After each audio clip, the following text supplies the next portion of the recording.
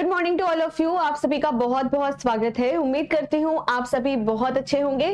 सभी बच्चे जल्दी से लाइव आ जाइए और चलिए सेशन को स्टार्ट करते हैं। तो जैसे कि आप सभी को यहाँ पर यह बात पता है कि आज की जो हमारी क्लास है इसमें हम लोग करेंगे क्वेश्चन आंसर्स, पर उससे पहले हमारा 10 मिनट का एक टॉपिक रह रहा है जिसे हम कहते हैं प्लास्टिड। ठीक है, तो प्लास्टिड हम लोग पहले यहाँ पर कर लेंगे और देन उसके बाद फिर हम लोग क्वेश्चन आंसर्स यहाँ पर करेंगे। ऑडियो और वीडियो अगर बिल्कुल ठीक है तो जल्दी से आप सभी मुझे एक बार कमेंट करके जरूर बता दीजिए कि सब कुछ ठीक है, सब कुछ बढ़िया है। नमस्ते नमस्ते, आइए सभी बच्चे। ओके चलिए, तो सेशन को हम लोग यहाँ पर शुरू करते हैं।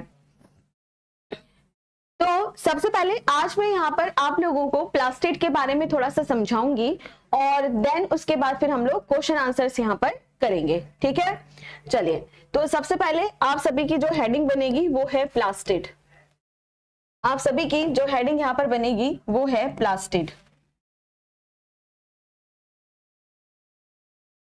लवक, प्लास्टिड को क्या कहा जाता है? लवक यहाँ पर कहा जाता है। ठीक है, तो लवक से हम सभी यहाँ पर सबसे पहले शुरुआत अपनी करेंगे। ठीक है,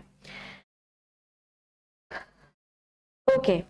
तो सबसे पहले हम बात करते हैं कि लवक की खोज यहाँ पर किसने की थी। सबसे पहले जो क्वेश्चन हमारा यहाँ पर बनता है वो क्या बनता है कि यह बताओ कि इसकी जो डिस्कवरी है, इसकी जो खोज है वह किसने यहाँ पर की थी। दूसरा जो प्रश्न बनता है कि इसका जो नोमेनक्लेचर है, नोमेनक्लेचर का मतलब क्या होता है? यहाँ पर नामकरण। ठीक है, इसका जो नामकरण है वह किसने यहाँ पर किया था। ठीक है, तो सबसे पहले इसको हम लोग यहाँ पर सॉल्व करते हैं। पहले नंबर पर खोज जो की थी और जो नाम दिया था वो अर्नेस्ट हेकल ने दिया था। अर्नेस्ट हेकल ने दिया था। अर्नेस्ट हेकल ने यहां पर दिया था। ठीक है, तो चलो नोट करो इसे जल्दी से यहाँ पर कि सबसे पहले अगर हम यहाँ पर बात करते हैं तो जो अर्नेस्ट हेकल हैं उन्होंने ही यहाँ पर क्या काम किया था कि इसकी खोज की थी और इसका नामकरण भी इन्होंने यहाँ पर दिया था। ठीक है, दूसरे नंबर पर अगर हम बात करते हैं प्लास्टिड के बारे में तो सबसे पहले बात आती है कि जो प्लास्टिड होते हैं वह यूकैरियोटिक यानी कि जो मैच्योर सेल्स होती हैं उनके अंदर यहाँ पर पाए जाते हैं। ठीक है, और साथ में आप लोगों को ध्यान में रखना है कि यह प्लांट्स के अंदर सबसे ज्यादा पाए जाते हैं। ठीक है, तो नेक्स्ट जो हम यहाँ पर लिखेंगे वह क्या है कि mostly present in plant cell. तो हिंदी में आपको लिखना है अधिकांशतः पादप कोशिका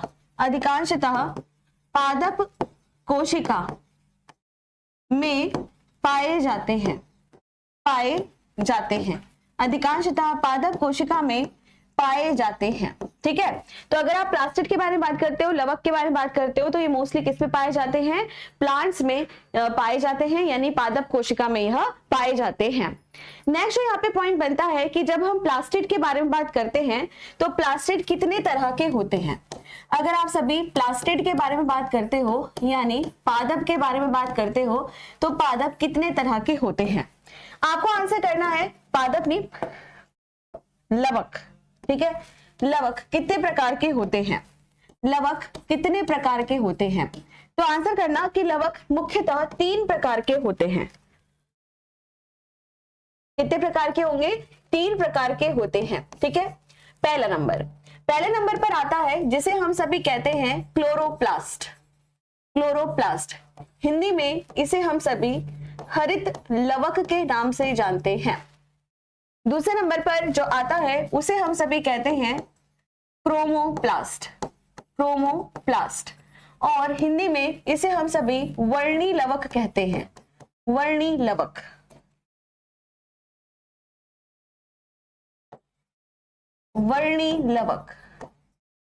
और नेक्स्ट जो तीसरा नंबर हमारा आता है वो आता है ल्यूकोप्लास्ट,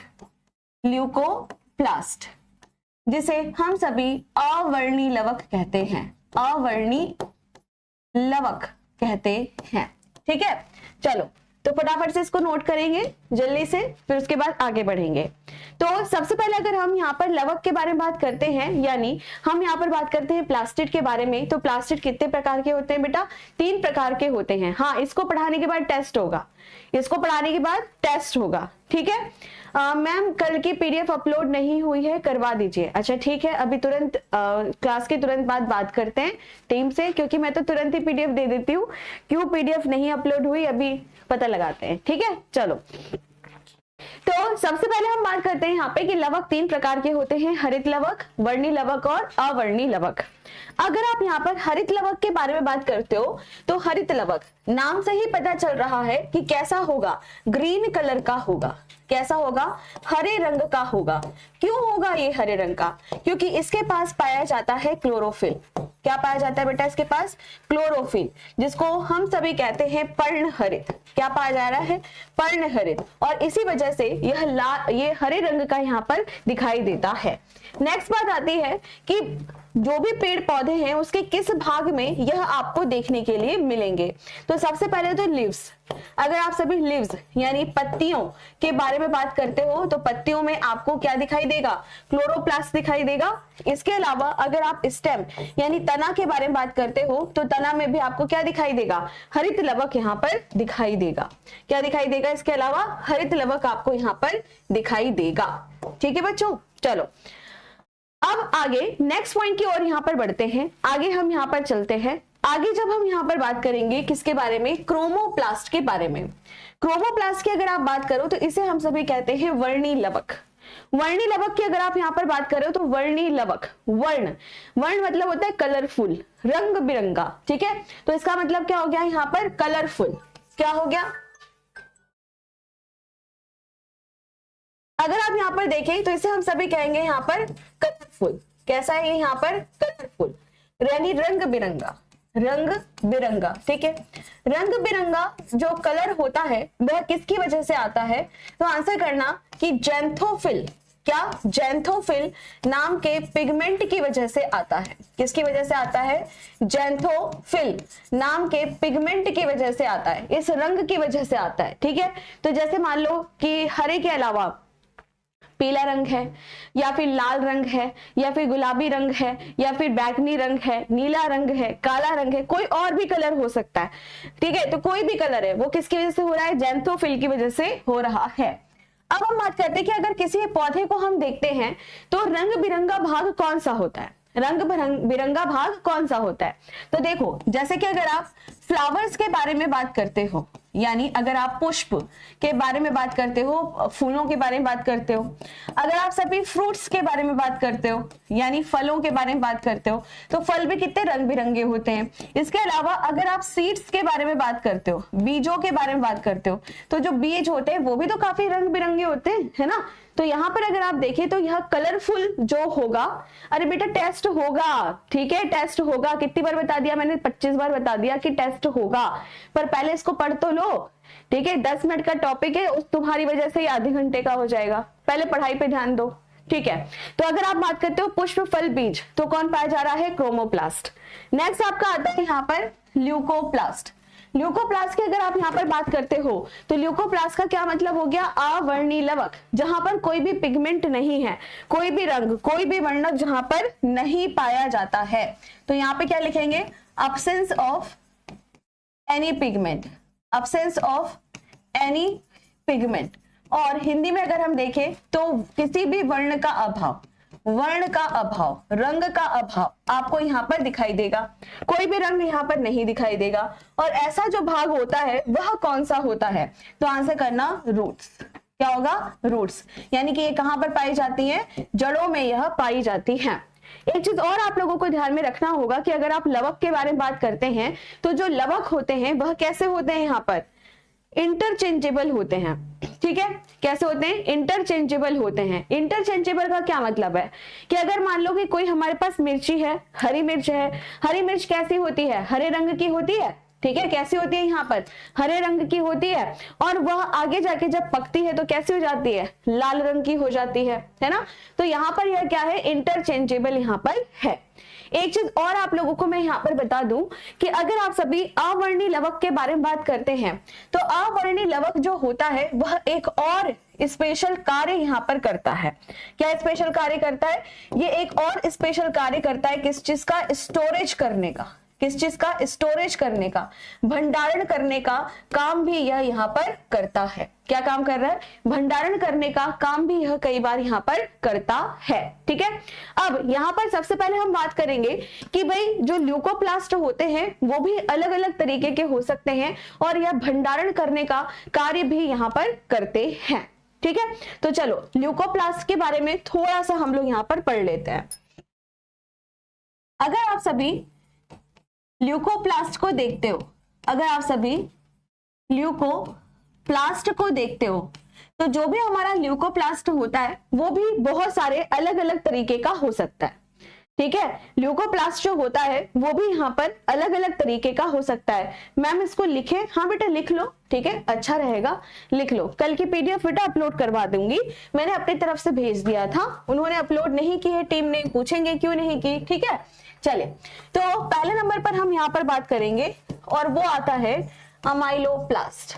पहले नंबर पर क्या आता है, तो लिखना है एमाइलोप्लास्ट,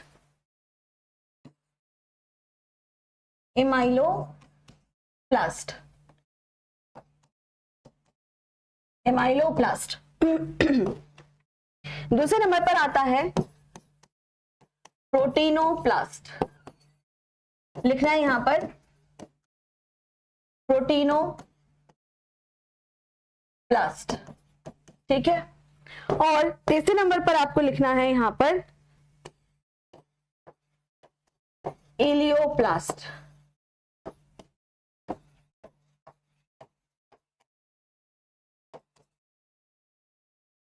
चलो लिखो फटाफट से।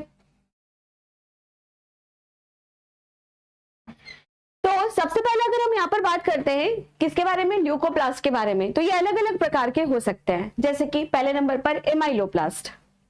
जब कभी भी हम लोग एमाइलोप्लास्ट के बारे में बात करते हैं तो जो हमारा एमाइलोप्लास्ट होता है इसका मतलब जो कार्बोहाइड्रेट को स्टोर करता है, जो कार्बोहाइड्रेट को स्टोर करता है।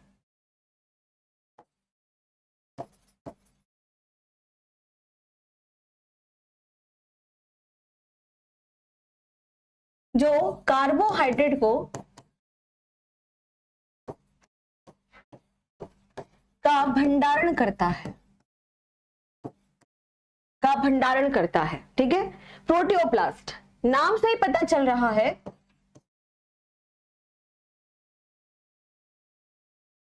स्टोर प्रोटीन्स, प्रोटीन का भंडारण करता है। ठीक है, elaioplast stores fats and oils, वसा तथा तेल का भंडारण करता है। ठीक है, चलो लिख लो इसको जल्दी से यहां पर।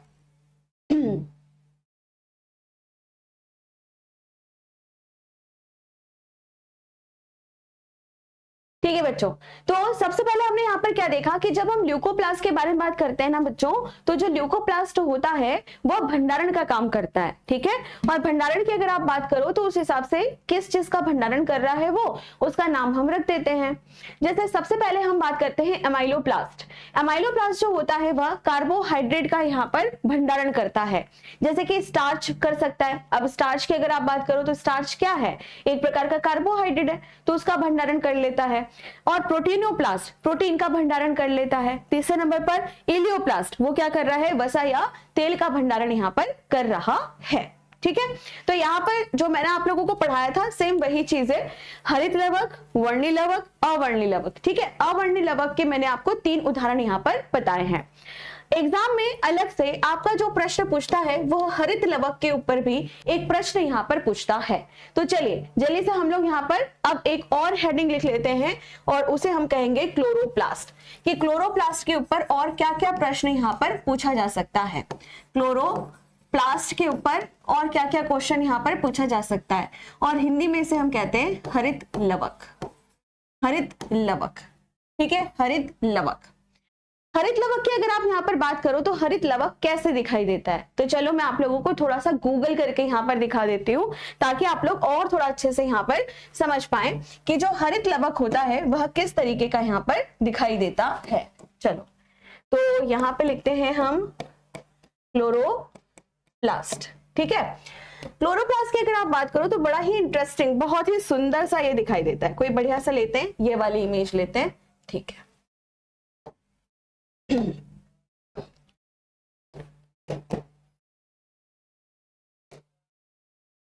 नहीं आया, सेव नहीं हुआ।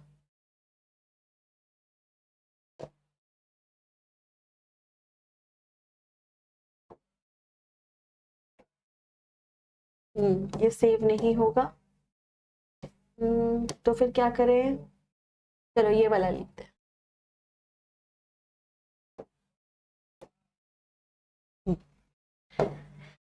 चलो ठीक है, अब यहाँ पर हम एक इमेज डाउनलोड कर लिया है हमने, और इसको हम यहाँ पर लगा देते हैं, ठीक है। चलो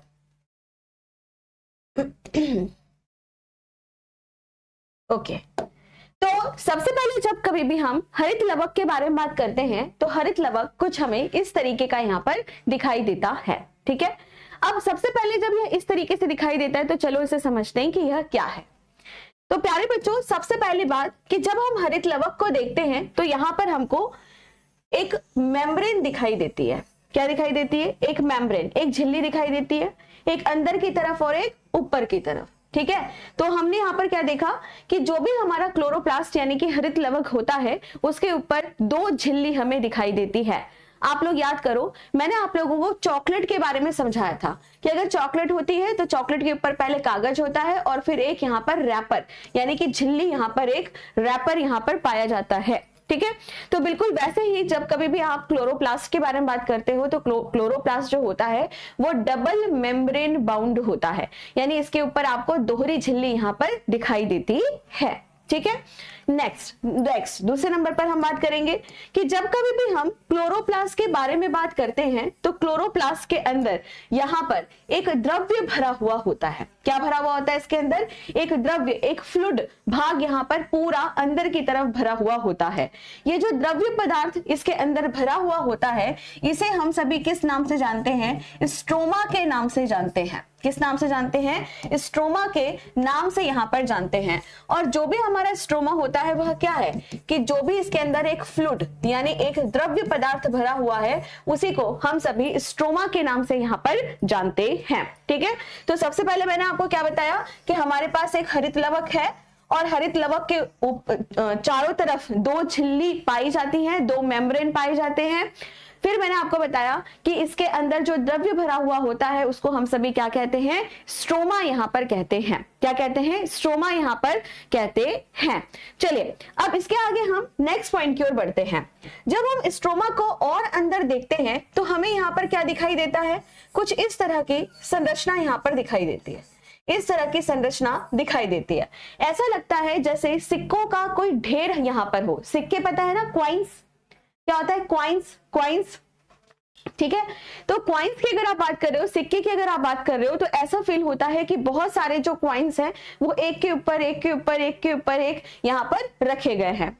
तो जब इस क्वाइन के बारे में हम यहाँ पर बात करते हैं ऐसा लगता है कि जो सिक्का होता है वो एक के ऊपर एक रखा गया है। तो उस पूरी संरचना को क्या कहा जाता है? ग्रेनम कहा जाता है। क्या कहा जाता है? ग्रेनम कहा जाता है। तो अगर आपसे एग्जाम में कभी यह पूछा जाए कि भाई यह बताओ कि ग्रेनम का क्या यहाँ पर मतलब है, तो ग्रेनम का मतलब होता है कि इसके अंदर जो क्वाइंस लाइक स्ट्रक्चर दिखाई दे रहा है यानी सिक्कों का ढेर, क्या दिखाई दे रहा है? सिक्कों का ढेर जैसी संरचना जो यहाँ पर दिखाई दे रही है उसे ही हम सभी क्या कहते हैं? ग्रेनम के नाम से यहाँ पर हम जानते हैं। किस नाम से जानते हैं उसे? हम यहाँ पर ग्रेनम के नाम से यहाँ पर जानते हैं। आगे हम यहाँ पर बात करते हैं कि जब कभी भी हम ग्रेनम को देखते हैं तो ग्रेनम का एक सिक्का, मतलब सिर्फ एक कॉइन के बारे में अगर हम बात करें, सिर्फ एक सिक्का, ग्रेनम का सिर्फ एक सिक्का क्या यहाँ पर कहलाता है? तो आंसर करना कि थैलेक्वाइड यहाँ पर कहलाता है। क्या कहलाता है? थैलेक्वाइड। थैलेक्वाइड यहाँ पर कहलाता है। और आपको एक बात और बता दूं, ग्रेनम मतलब बहुत सारे, तो इसीलिए थैलेक्वाइड को हम सभी ग्रेना के नाम से भी जानते हैं। किस नाम से? ग्रेना के नाम से भी जानते हैं। तो ग्रेना का मतलब क्या हो गया? एक, और ग्रेनम की अगर हम बात करें तो बहुत सारा। तो ग्रेना की अगर आप बात करो तो क्या हो गया? एक, और ग्रेनम की अगर आप बात करो तो बहुत सारा। ठीक है, तो अगर आप यहाँ पर थैलेक्वाइड के बारे में बात कर रहे हो या ग्रेना के बारे में बात कर रहे हो तो इसके बारे में आप यहाँ पर क्या कह सकते हैं कि जो भी हमारा थैलेक्वाइड होता है वह क्या है? वो क्या है? Unit of granum.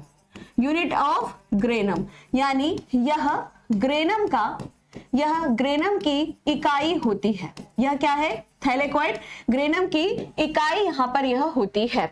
दूसरे नंबर पर मैं आपको बता दूं कि यहीं पर क्लोरोफिल भरा हुआ होता है। अगर आपसे ये पूछा जाए कि भाई ये बताओ कि क्लोरोफिल कहां पर है, तो यहीं पर ही क्लोरोफिल भी भरा हुआ होता है। यहीं पर ही पर्णहरित भरा हुआ होता है।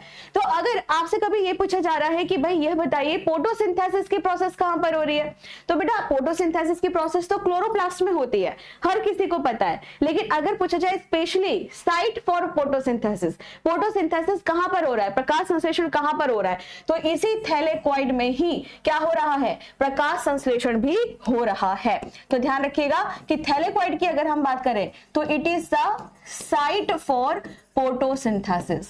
फोटोसिंथेसिस, और हिंदी में अगर हम बात करें तो यहीं पर प्रकाश संश्लेषण हो रहा है। तो प्रकाश संश्लेषण स्थल यही यहां पर है। ठीक है, तो यहां से सबसे ज्यादा प्रश्न आपका पूछता है। तो पहले नंबर पर प्रश्न क्या पूछेगा यहां पर? तो आंसर करना कि जो भी हमारा हरित लवक होता है उसके अंदर जो द्रव्य पदार्थ होता है उसे क्या कहा जाता है? आंसर करना कि उसे हम सभी स्ट्रोमा कहते हैं। और फिर सिक्कों की आकृति की कुछ संरचना यहां पर दिखाई देती है उसे हम सभी ग्रेनम कहते हैं। ठीक है, अगर ग्रेनम की इकाई के बारे में बात करें तो उसे हम थैलेक्वाइड या फिर ग्रेना के नाम से यहां पर जानते हैं। और जो थैलेक्वाइड होता है ये बहुत इंपॉर्टेंट है। ठीक है, जो थैलेक्वाइड यहां पर होता है इसकी अगर आप बात करते हो तो यही क्या है? यहीं पर ही पर्णहरित होता है, यहीं पर ही प्रकाश संश्लेषण होता है, फोटोसिंथेसिस यहीं पर होती है। और ये आपको ध्यान रखना पड़ेगा। बहुत सारे ग्रेनम एक दूसरे से जुड़े हुए होते हैं। जैसे मान लो एक ये ग्रेनम है, दूसरा ये ग्रेनम है, तीसरा ये इधर वाला ग्रेनम है। तो ये जो एक दूसरे से जुड़े हुए होते हैं, तो जो ब्रिज होता है, जो रास्ता होता है जिससे यह जुड़े हुए होते हैं उसे हम सभी क्या कहते हैं? लैमेली कहते हैं। क्या कहते हैं? लैमेली कहते हैं या लैमिना कहते हैं। लैमिना या लैमिनी कहते हैं। ठीक है, तो लैमिना के माध्यम से या लैमिनी के माध्यम से यह एक दूसरे से जुड़े हुए होते हैं। पर आपके एग्जाम में स्ट्रोमा, ग्रेनम और थैलेक्वाइड इनके ऊपर सबसे ज्यादा प्रश्न पूछा जाता है। अच्छा, एक चीज और मैं आप लोगों को यहां पर बता देती हूं कि जिस तरीके से माइटोकॉन्ड्रिया के अंदर डीएनए होता है, बिल्कुल उसी तरीके से क्लोरोप्लास्ट के अंदर भी डीएनए होता है। उसको हम सभी कहते हैं माइटोकॉन्ड्रियल डीएनए। और इसकी अगर हम बात करें तो इसे हम कहते हैं ctDNA, यानी कि क्लोरोप्लास्ट डीएनए से हम यहाँ पर कहते हैं। बस ठीक है, चलो अब आपका आज टेस्ट यहाँ पर शुरू। चलिए, तो सबसे पहले जो पहला क्वेश्चन है वो आपकी स्क्रीन पर आ चुका है और जल्दी से इसका आंसर यहाँ पर आप लोग करेंगे। ठीक है, चलिए जल्दी से क्वेश्चन आंसर करेंगे आप लोग यहाँ पर कि कोशिका झिल्ली के निर्माण के लिए आवश्यक प्रोटीन और लिपिड किसके द्वारा निर्मित होते हैं? किसके द्वारा निर्मित होते हैं? चलो बच्चों जल्दी से इसका आंसर करो। मैम ये सब नोट्स में लिखा दो प्लीज। राजभजन ये नोट्स ही तो था, और क्या था? ये नोट्स ही तो बन रहे थे बेटा, और क्या बन रहा था? चलो जल्दी से बता दो, फटाफट से बताइए, जल्दी से इसका आंसर करेंगे। कौन सा आंसर यहाँ पर हमारा सही होना चाहिए? टाइम दे दीजिए, हाँ बिल्कुल टाइम मिल रहा है आपको। बताओ फटाफट से जल्दी से इसका आंसर करो, कौन सा आंसर यहाँ पर हमारा सही होना चाहिए, बताइए जल्दी से बताइए। और इसका जो सही यहाँ पर आंसर बनेगा वह क्या होगा, आंसर बनेगा एंडोप्लाज्मिक रेटिकुलम। आंसर क्या बन जाएगा यहाँ पर, endoplasmic reticulum, endoplasmic reticulum fourth answer. क्यों, मैंने आप लोग को बताया था कि जो एंडोप्लाज्मिक रेटिकुलम होता है वह दो तरीके का होता है, एक होता है रफ और एक होता है स्मूथ। रफ वाला राइबोसोम बनाता है, जबकि जो स्मूथ वाला होता है वह लिपिड यानी कि वसा यहां पर बनाता है, और इसीलिए जो आंसर इसका बनेगा वह क्या है, फोर्थ आंसर। चलो नेक्स्ट क्वेश्चन की ओर हम यहाँ पर बढ़ते हैं, आगे हम यहाँ पर चलते हैं। नेक्स्ट क्वेश्चन कह रहा है कि प्रोकैरियोटिक के अपरिभाषित परमाणु क्षेत्र को किस रूप में यहाँ पर जाना जाता है। तो ये जो परमाणु क्षेत्र यहाँ पे लिखा है इसका मतलब है केंद्रक का क्षेत्र, क्या, केंद्रक का क्षेत्र, ठीक है। तो अगर आप किसी भी छोटी कोशिका के बारे में बात करते हैं तो जो यहाँ पर प्रोकैरियोट्स होते हैं उसका जो न्यूक्लियस वाला जो भाग होता है उसको हम सभी किस नाम से जानते हैं, न्यूक्लियोइड के नाम से यहाँ पर जानते हैं। किस नाम से जानते हैं, न्यूक्लियोइड के रूप में यहां पर जानते हैं। तो ध्यान दीजिएगा कि अगर यूकैरियोटिक है तो उसको हम कहेंगे न्यूक्लियस, और अगर हम देखेंगे कि प्रोकैरियोटिक है तो उसे हम सभी कहते हैं न्यूक्लियोइड। चलो नेक्स्ट क्वेश्चन, प्लाज्मा झिल्ली किससे यहां पर बना हुआ होता है। प्लाज्मा झिल्ली की अगर हम बात करें तो प्लाज्मा झिल्ली किससे यहां पर बना हुआ होता है। चलो बच्चों जल्दी से इसका आंसर करेंगे, कौन सा आंसर यहां पर हमारा सही होगा।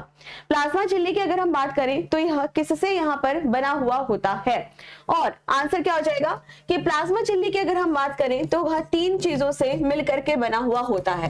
पहले नंबर पर क्या आता है, फॉस्फोलिपिड, पहले नंबर पर क्या आता है यहाँ पर, फॉस्फोलिपिड,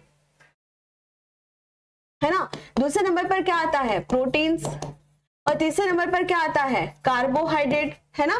तो यहाँ पर देखो कि लिपिड सबसे ज्यादा इंपॉर्टेंट था, फॉस्फोलिपिड, और यहाँ पर देखो क्या लिखा है, लिपिड और प्रोटीन, और इसीलिए जो आंसर हमारा बनेगा वो क्या हो जाएगा, फर्स्ट आंसर हमारा यहाँ पर बिल्कुल सही हो जाएगा। फर्स्ट आंसर हमारा यहाँ पर बिल्कुल सही हो जाएगा, ठीक है। तो फटाफट से नोट करेंगे, फर्स्ट आंसर यहाँ पर बिल्कुल सही है। चलिए अब नेक्स्ट क्वेश्चन की ओर यहाँ पर बढ़ते हैं। इधर देखना, इधर लेफ्ट साइड पे, अच्छा लेफ्ट, सबसे लेफ्ट नीचे, लेफ्ट, हाँ सबसे नीचे, ऊपर थोड़ा करना है स्क्रॉल। हाँ हिमांशु कह रहे हैं कि मैम आपका पढ़ाया हुआ एग्जाम आता ही नहीं। तो हिमांशु तुम यहाँ पे भजिया तलने आए हो, भजिया तलने आए हो तुम, है ना हिमांशु। यहाँ पे फिर जब आता ही नहीं तो दोबारा क्लास क्यों लिया आपने, क्यों कर रहे हो क्लास यहाँ पर। ये देखो ये इस तरह के बच्चे हैं जिन्होंने पढ़ाई अच्छे से की नहीं, जिनका सिलेक्शन हुआ नहीं, पर दूसरे बच्चों का मनोबल गिराने के लिए ये बच्चे पहले आ जाएंगे। चलो अब नेक्स्ट क्वेश्चन की ओर हम यहाँ पर बढ़ते हैं, आगे हम यहाँ पर चलते हैं। नेक्स्ट जो आप लोगों का यहाँ पर क्वेश्चन बनेगा उसको हम यहाँ पर देखेंगे। नेक्स्ट है which organelle act as the suicidal bag of the cell. अगर हम सभी यहाँ पर बात करते हैं तो कौन सा कोशिकांग कोशिका के आत्मघाती थैले के रूप में यहाँ पर कार्य करता है। चलो बच्चों जल्दी से इसका आंसर करेंगे, कौन सा आंसर यहाँ पर आपका सही होना चाहिए, बताइए फटाफट से, जल्दी से इसका आंसर करेंगे, जल्दी से इसका आंसर करेंगे, कौन सा आंसर यहाँ पर आपका सही होना चाहिए। और आंसर की अगर हम यहाँ पर बात करें तो आत्मघाती थैली, आत्मघाती थैली के रूप में कौन यहाँ पर काम करता है, तो क्या होना चाहिए, इसका आंसर होना चाहिए था लाइसोसोम। आंसर क्या होना चाहिए था बेटा इसका यहाँ पर, लाइसोसोम, ठीक है, लाइसोसोम। अब आप लोग यहाँ पर क्या देखोगे कि लाइसोसोम ऑप्शन में दिया ही नहीं है, दिया ही नहीं है ऑप्शन में, और इसीलिए जो आंसर हो जाएगा वह क्या है, उपरोक्त में से कोई भी नहीं, नन ऑफ द अबव। क्या हो जाएगा, नन ऑफ द अबव, ठीक है। क्योंकि अगर आप यहाँ पर आत्मघाती थैली के बारे में बात करते हैं तो लाइसोसोम को कहा जाता है, और लाइसोसोम ऑप्शन में दिया ही नहीं गया है, और इसीलिए क्या हो जाएगा, नो वन, ठीक है, none of the above.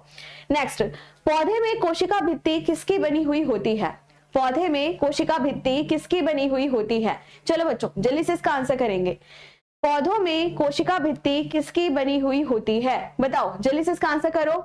Ma'am 5-5 option देते हैं, नहीं ऐसा नहीं है, यहाँ पे ऐसे ही रख दिया गया है, ऐसा नहीं है, 4 ऑप्शन ही आएंगे बेटा आपके में, ठीक है।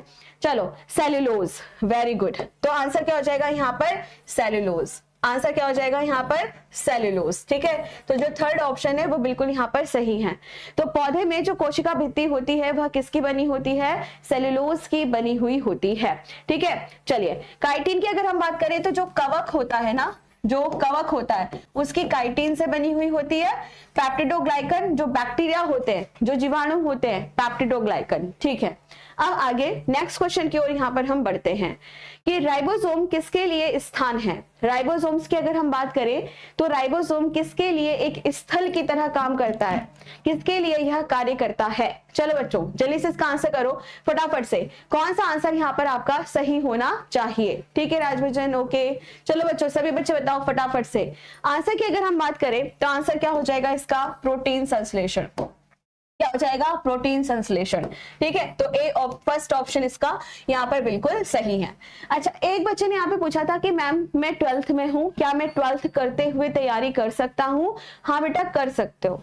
ठीक है, कर सकते हो, बिल्कुल तैयारी कर सकते हो आप, लेकिन पहली प्राथमिकता आपकी क्या होनी चाहिए? 12th में अच्छे नंबर, है ना। तो इसीलिए ऐसा नहीं है कि बस आप कोचिंग कर रहे हैं, क्लासेस यहाँ से ले रहे हैं, नहीं, आपको 12th भी अच्छे से करना है। ठीक है, चलो अब नेक्स्ट क्वेश्चन की ओर हम यहाँ पर बढ़ते हैं, आगे चलते हैं। निम्नलिखित में से कौन सा कोशिकांग प्रोकैरियोटिक कोशिका से समानता दिखाता है? चलो जल्दी से इसका आंसर करो। ठीक है बच्चों, बताओ अब जल्दी से इसका आंसर करो, कौन सा आंसर यहाँ पर हमारा सही होगा? निम्नलिखित में से कौन सा कोशिकांग प्रोकैरियोटिक कोशिका से समानता दर्शाता है? और इसका जो आंसर यहाँ पर होना चाहिए वह क्या हो जाएगा? क्लोरोप्लास्ट और माइटोकॉन्ड्रिया दोनों, बोथ क्लोरोप्लास्ट और माइटोकॉन्ड्रिया दोनों। तो आंसर क्या हो गया इसका? यहाँ पर थर्ड ऑप्शन यहाँ पर हमारा बिल्कुल सही हो गया। अच्छा, एक चीज मैं आपको यहाँ पे बता दूं कि ऐसा क्यों कहा जाता है, क्योंकि अगर आप डीएनए के बारे में बात करते हैं तो मैंने आपको क्या बताया था कि जो डीएनए होता है वह न्यूक्लियस में पाया जाता है, केंद्रक में पाया जाता है, लेकिन केंद्रक के अलावा और किन में पाया जाता है? क्लोरोप्लास्ट और माइटोकॉन्ड्रिया में पाया जाता है।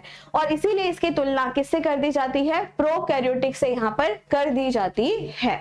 अब नेक्स्ट क्वेश्चन, पौधे की कोशिका भित्ति किससे बनी हुई होती है?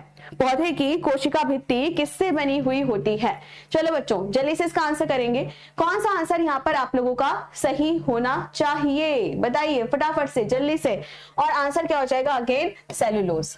आंसर क्या हो जाएगा? अगेन यहाँ पर सेल्यूलोज। तो फटाफट से नोट कर लेंगे कि जो फर्स्ट ऑप्शन है सेल्यूलोज, ये बिल्कुल यहाँ पर हमारा सही है। सेल्यूलोज से यह यहाँ पर बना हुआ होता है। चलो नेक्स्ट क्वेश्चन, पादप कोशिका का सबसे बाहरी आवरण किसके द्वारा निर्मित होता है?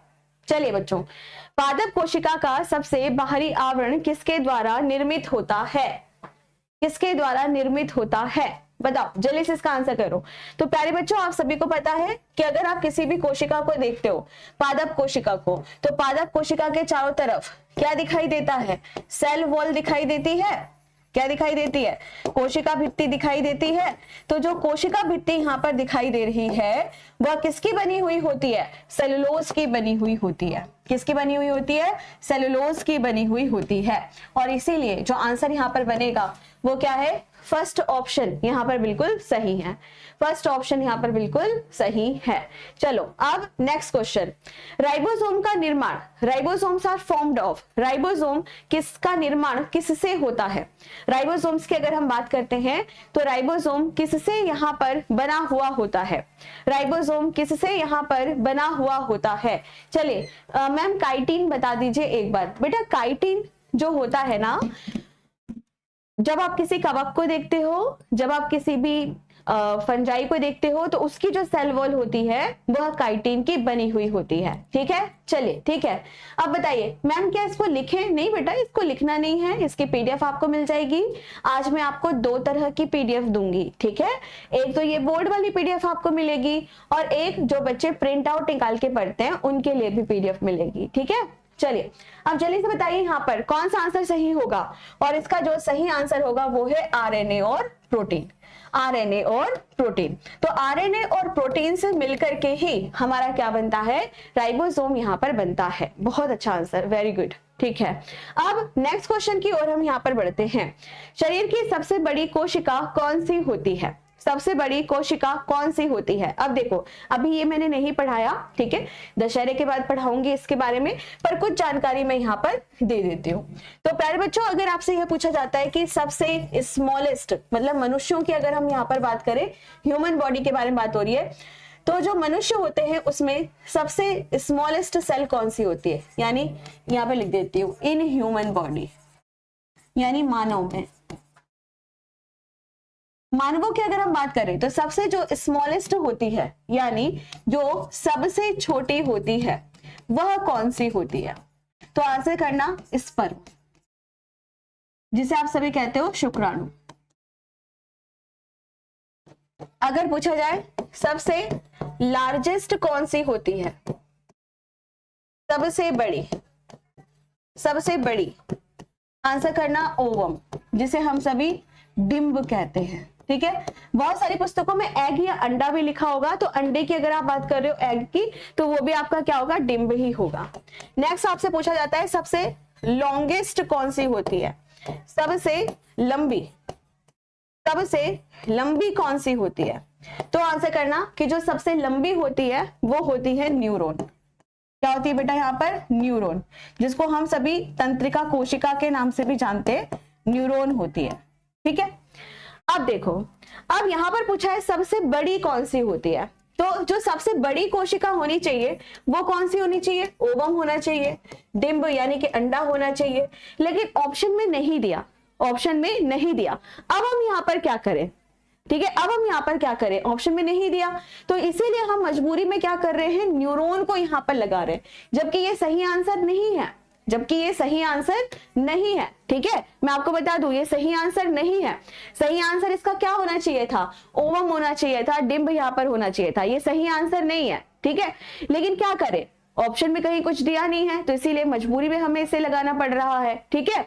अच्छा, एक चीज और बताती हूँ, कुछ बच्चे कह रहे हैं ऑस्टियोसाइट, नहीं, ऑस्टियोसाइट यहाँ पर सही आंसर नहीं होगा। ऑस्टियोसाइट का मतलब होता है कि जो ऐसी सेल्स, ऐसी कोशिकाएं जो बोन्स का निर्माण करती है, जो हड्डी बना रही है, तो ये तो नहीं होगा, ठीक है। तो इसीलिए मजबूरी में हमने यहाँ पर क्या किया? सेकेंड ऑप्शन यहाँ पर लगा दिया। चलो अब नेक्स्ट क्वेश्चन, निम्नलिखित में से कौन सा यहाँ पर एक कोशिकीय कोशिका है? यहाँ पर सॉरी, एक कोशिकीय जीव है, इनमें से कौन सा यहाँ पर एक कोशिकीय जीव है? चलो बच्चों, जल्दी से इसका आंसर करो फटाफट से, कौन सा आंसर यहाँ पर हमारा सही होना चाहिए?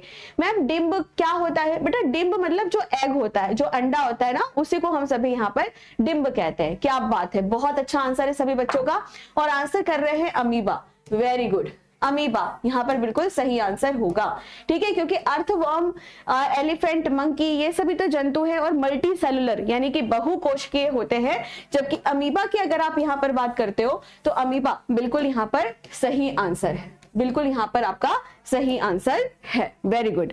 अब नेक्स्ट क्वेश्चन की ओर यहाँ पर बढ़ते हैं। चलो, डीएनए का पूर्ण रूप क्या है? बताइए फटाफट से। डीएनए की अगर आप यहाँ पर बात करते हैं तो डीएनए का पूरा नाम क्या है, उसकी फुल फॉर्म यहाँ पर क्या है? चलो बच्चों जल्दी से बताओ फटाफट से, कौन सा आंसर यहाँ पर हमारा सही बनेगा? डीएनए का जो पूर्ण रूप है वह क्या है? पढ़ाया हुआ है, मतलब बताया है आपको डीएनए का, डीऑक्सीराइबोन्यूक्लिक एसिड, डीऑक्सीराइबोन्यूक्लिक एसिड। तो जो थर्ड यहाँ पर लिखा हुआ है आंसर, जो थर्ड ऑप्शन यहाँ पर दिया हुआ है, वो बिल्कुल हमारा यहाँ पर सही है, very good, deoxyribonucleic acid, very good. अब नेक्स्ट क्वेश्चन, प्लाज्मा झिल्ली किस कार्बनिक अणुओं से बनी हुई होती है? प्लाज्मा झिल्ली किससे बनी हुई होती है? बताओ, अभी तुरंत ही बताया था। प्लाज्मा झिल्ली की अगर आप यहाँ पर बात करो तो यह किससे यहाँ पर बनी हुई होती है? बताइए, जल्दी से बताइए फटाफट से। और इसका जो सही आंसर बनेगा वह क्या है? लिपिड और प्रोटीन। किससे यह बनी हुई होती है? लिपिड और प्रोटीन से बनी होती है। और कौन सा लिपिड आपको देखने के लिए मिलता है? फॉस्फोलिपिड। कौन सा लिपिड देखने के लिए मिलता है बेटा यहाँ पर? फॉस्फोलिपिड। तो आंसर इसका क्या हो गया यहाँ पर? थर्ड ऑप्शन यहाँ पर हमारा बिल्कुल सही है। चलिए अब नेक्स्ट क्वेश्चन, नेक्स्ट क्वेश्चन हम यहाँ पर देखते हैं। नेक्स्ट क्वेश्चन है यहाँ पे, निम्नलिखित में से कौन सा कोशिकांग एटीपी अणुओं के रूप में ऊर्जा संग्रहित करता है और सेलुलर श्वसन के लिए भी जिम्मेदार होता है? चलो बच्चों बताओ फटाफट से, जल्दी से इसका आंसर करो। कौन सा आंसर सही होगा? पहला है लाइसोसोम, दूसरा है सेंट्रोसोम, फिर है माइटोकॉन्ड्रिया, फिर है यहाँ पे राइबोसोम। क्या बात है, सभी ने बहुत अच्छा आंसर दिया है।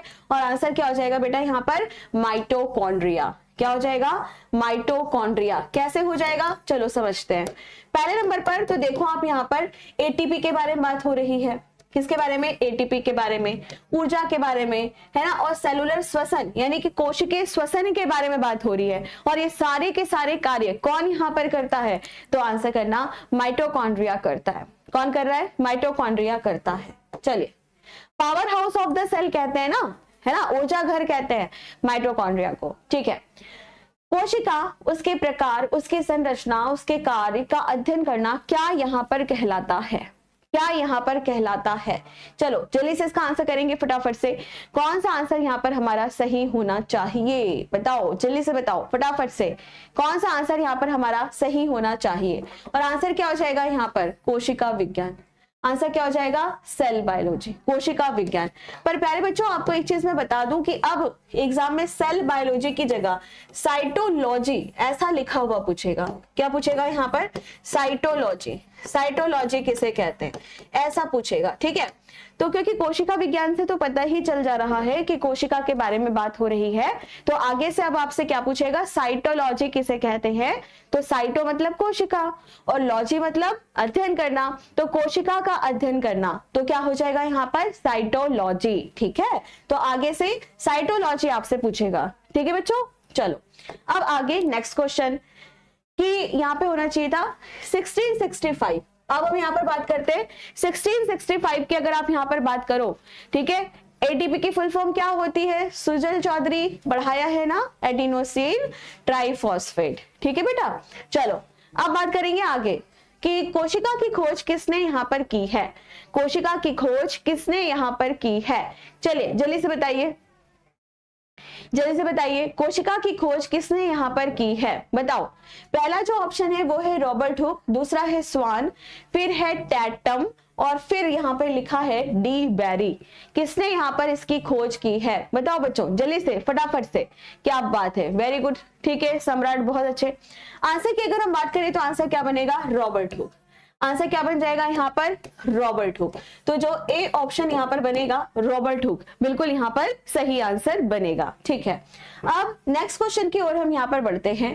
कोशिका सिद्धांत का प्रयोग किसमें नहीं किया जा सकता है?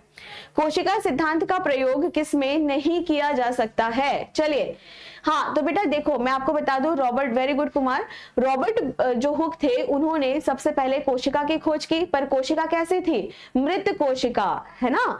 तो यहाँ पे क्या पूछा जाता है कि जीवित कोशिका की खोज किसने की थी? लेवेनहॉक ने की थी। वेरी गुड, वेरी गुड, बहुत अच्छे। फ्लूइड मोजाइक मॉडल जो है बेटा वो प्लाज्मा मेम्ब्रेन को समझने के लिए एक मॉडल पढ़ा जाता है, उसी को हम फ्लूइड मोजाइक मॉडल कहते हैं। ठीक है, चलो अब इसका आंसर करेंगे और सभी बच्चे बहुत अच्छा आंसर कर रहे हैं। वेरी गुड, बहुत अच्छा आप लोगों ने पढ़ा है, वेरी गुड। आंसर क्या हो जाएगा? वायरस। आंसर क्या हो जाएगा यहाँ पे? वायरस। क्योंकि वायरस की अगर आप बात करते हो तो जो वायरस होता है बेटा वो कैसा है? असेलुलर, अकोशिकीय, उसमें कोई भी आपको कोशिका नहीं दिखती है। और साथ में आपको यह भी ध्यान में रखना है कि किससे बना हुआ होता है वायरस? इसके पास कोई भी सेल नहीं है, कोई भी कोशिका नहीं है। ठीक है, किससे बना है? न्यूक्लिक एसिड और प्रोटीन से मिलकर के यह बना है, और ये कभी भी सेल थ्योरी को फॉलो नहीं करता है। ठीक है, बहुत अच्छे। अब नेक्स्ट क्वेश्चन। आज मेरा मन ना बड़ा दुखी दुखी से था सुबह से, पर आज तुम्हारी क्लास में आके ना मेरे को बड़ी खुशी सी हो रही है कि इतना अच्छा आंसर आप लोग कर रहे हो, बहुत अच्छा। ठीक है, अब चलो जल्दी से नेक्स्ट क्वेश्चन।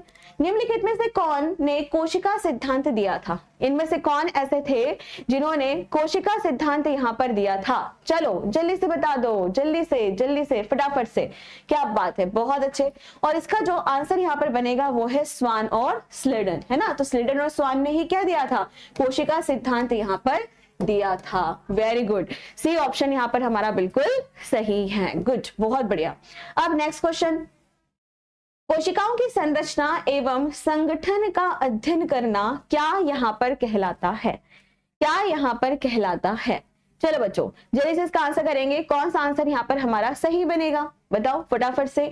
कोशिका विज्ञान, बस सिंपल सी बात है। क्या कहलाएगा?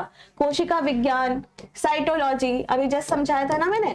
तो जब हम कोशिका का अध्ययन करते हैं तो वो क्या कहलाता है? साइटोलॉजी, कोशिका विज्ञान कहलाता है। ठीक है, अब हम बात करेंगे न्यूक्लियस की खोज किसने की थी।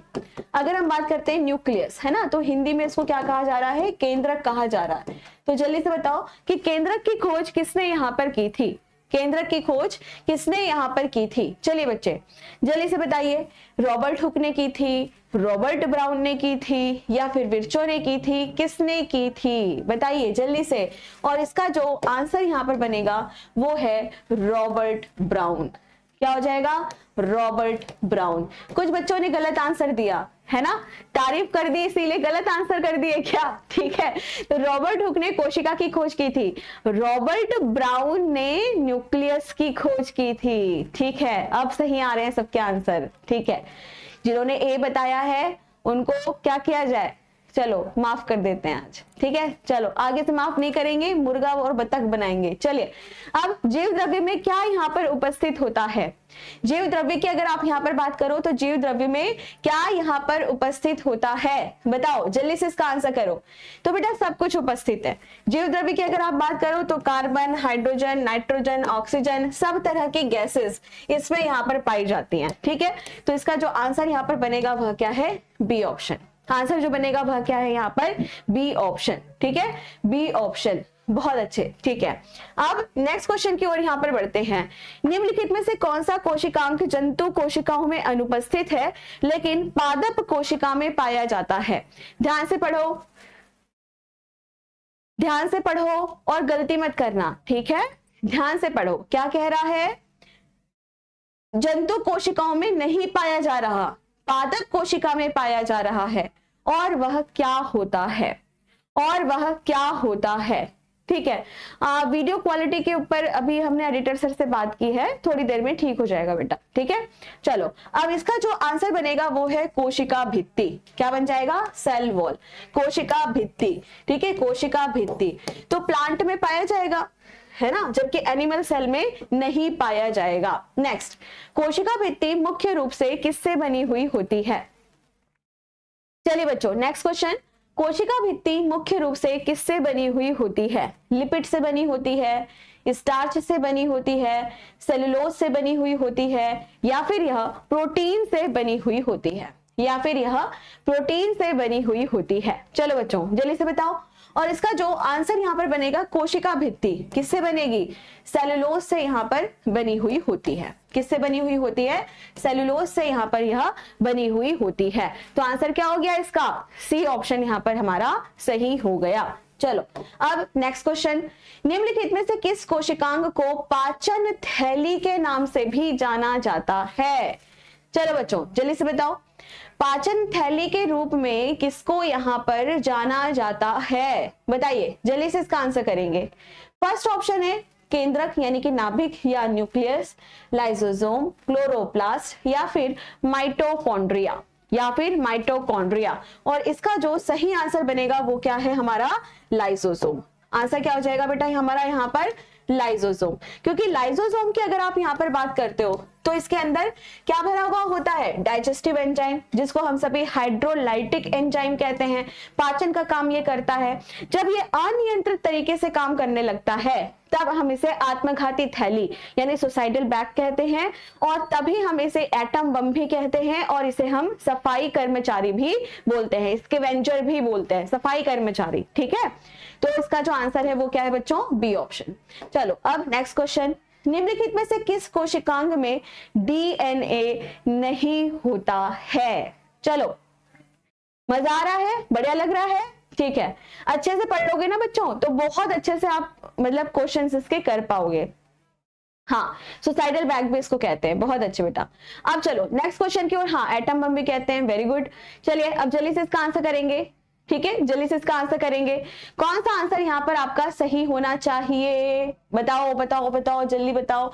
और आंसर क्या है? Lysosome. Very good, lysosome. Very good. ठीक है, तो अगर आप न्यूक्लियस के बारे में बात करते हैं, क्लोरोप्लास्ट और माइटोकॉन्ड्रिया, इन सब में खुद का डीएनए होता है, लेकिन लाइसोसोम में तो नहीं होता, है ना, लाइसोसोम में नहीं होता। बहुत अच्छे, बहुत बढ़िया। अब नेक्स्ट क्वेश्चन की ओर हम यहाँ पर बढ़ते हैं।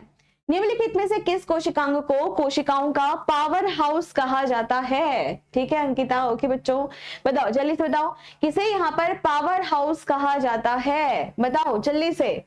वेरी गुड, बहुत अच्छे। किसे कहा जा रहा है बच्चों? माइटोकॉन्ड्रिया। किसे कहा जा रहा है? माइटोकॉन्ड्रिया। तो जो डी ऑप्शन आपका बनेगा वो बिल्कुल यहाँ पर सही है। माइटोकॉन्ड्रिया को हम सभी पावर हाउस कहते हैं। ठीक है, अब नेक्स्ट क्वेश्चन, माइटोकॉन्ड्रिया की खोज किसने की थी? माइटोकॉन्ड्रिया की खोज किसने की थी? बताओ जल्दी से बताओ, माइटोकॉन्ड्रिया की खोज किसने की थी? अल्टमन ने की थी। वेरी गुड, किससे की थी बेटा? अल्टमन ने की थी। तो आंसर क्या हो जाएगा यहाँ पर? बी ऑप्शन यहाँ पर सही हो जाएगा। अल्टमन ने इसकी खोज यहाँ पर की थी, तो आंसर क्या हो गया? बी ऑप्शन यहाँ पर बिल्कुल सही हो गया। चलो नेक्स्ट क्वेश्चन, निम्नलिखित में से किस कोशिकांग में आरएनए होगा? निम्नलिखित में से किसमें यहाँ पर आरएनए होगा? पहला माइटोकॉन्ड्रिया में होगा, प्लास्टिड में होगा, राइबोसोम में होगा, लाइसोसोम में होगा, किसमें होगा? तो आरएनए किसमें होगा? राइबोसोम में। किसमें होगा बेटा? राइबोसोम में, क्योंकि राइबोसोम किससे मिलकर बना हुआ है? आरएनए और प्रोटीन से मिलकर के यह बना हुआ होता है। तो इसीलिए आरएनए किसमें पाया जाएगा? आपके राइबोसोम में यहाँ पर पाया जाएगा। चलो नेक्स्ट क्वेश्चन, जीवित कोशिका में राइबोसोम का जन्म स्थान क्या होता है? ये बड़ा ट्रिकी प्रश्न है, देखते कितने बच्चे इसको यहाँ पर सही आंसर करते हैं। हाँ, कोलिकर ने बेटा उसकी खोज की थी, लेकिन कोलिकर नहीं दिया, इसीलिए हमने अल्टमन कर लिया है। ठीक है राहुल, माइटोकॉन्ड्रिया वाले क्वेश्चन में।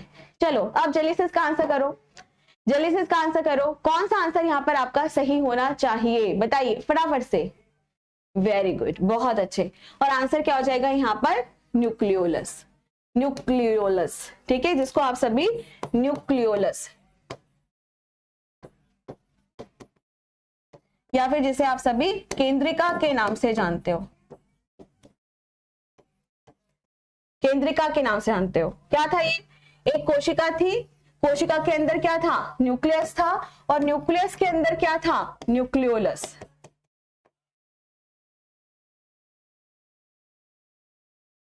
केंद्रिका, केंद्रक के अंदर केंद्रिका, और ये क्या क्या बना रहा था?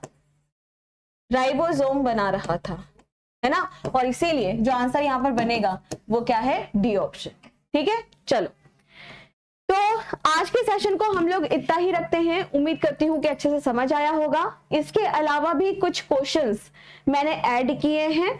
आप सभी को आज 2 तरह की पीडीएफ दूंगी, एक बोर्ड पीडीएफ मिलेगी और एक आपको प्रॉपर जैसे क्वेश्चन और फिर उसके ऑप्शन और आंसर रेड कलर में। ठीक है, तो ऐसा वाला भी आपको मिलेगा। ठीक है बेटा, अब कल हम लोग पढ़ेंगे यहाँ पर नेक्स्ट कल हम लोग पढ़ेंगे सर, अच्छा कल तो छुट्टी है, कल संडे है, तो अब मैं आपको दशहरे के बाद मिलूंगी नेक्स्ट थर्सडे, और फिर हम लोग यहाँ पर नया टॉपिक पढ़ेंगे।